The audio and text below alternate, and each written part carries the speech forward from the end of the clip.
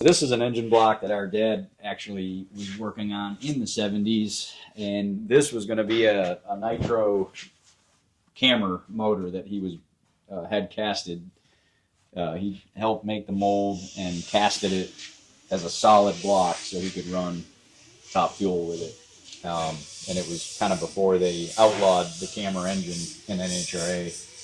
Oh, really? Why do they do that? The overhead cam part of it, they didn't believe that it was safe because they have a timing chain. What is it? A 6-foot timing chain in the front of the engines on the original cameras. So this was the timing chain that would operate.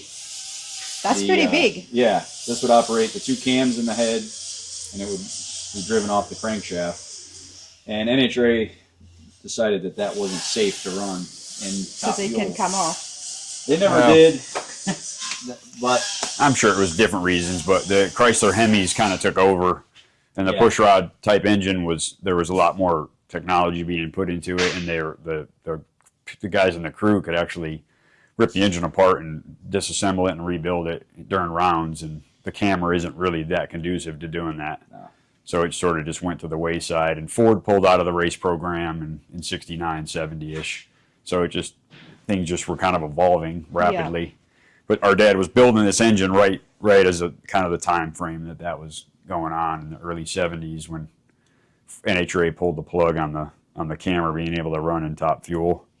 We'd actually have toyed with the idea of trying to finish it and put it in his Torino, since he. So that's kind of the modification that we would probably make on this.